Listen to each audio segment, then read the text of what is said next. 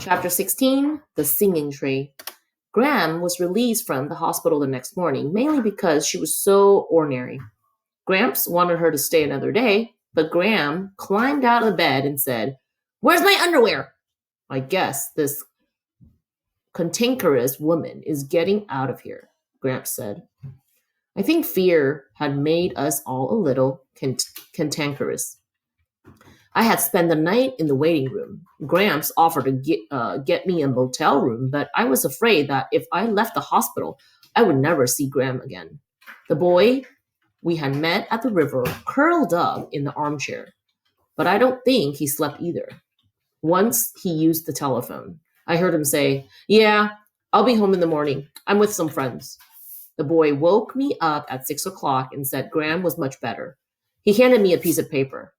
"It's my address, in case you ever want to write anything, but I'd understand if you didn't." I opened the paper. "What's your name?" He smiled. "Oh, yeah, right." He took the paper and added his name. "Tom Fleet." "See ya," he said. As we were checking out of the hospital, I asked if we would call my father. Gramps said, "Well, now, Chickabiddy, I thought about that, but it's only going to make him worry. Do you think we could wait to call him when we get to Idaho?" Gramps was right, but I was disappointed.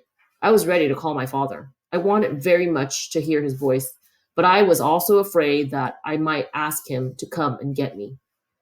Outside the hospital, I heard the warbling of a bird, and it was such a familiar warble that I stopped and listened for its source.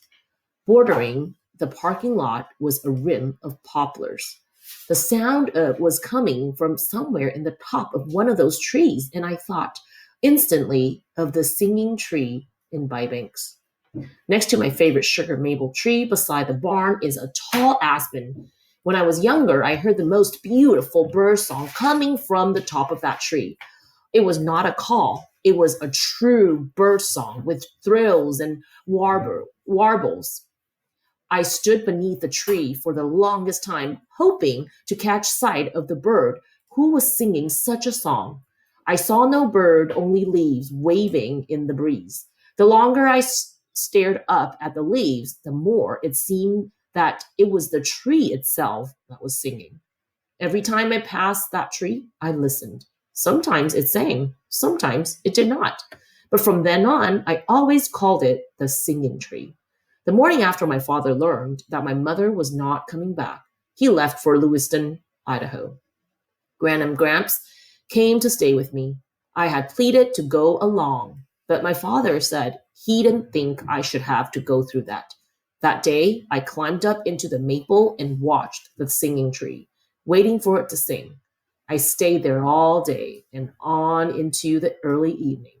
It did not sing. At dusk, Gramps placed 3 sleeping bags at the foot of the tree, and Graham, and I slept there all night. The tree did not sing. In the hospital parking lot, Graham heard the song too. "Oh, Salamanca," she said, "a singing tree." She pulled at Gramps' sleeves. "Oh, it's a good sign, don't you think?" As we swept on across South Dakota towards the Badlands, the whisper no longer said, "Hurry, hurry," or "Rush, rush." They now said, "Slow down, slow down." I could not figure this out. It seemed some sort of warning, but I did not have too much time to think about it, as I was busy telling about Phoebe.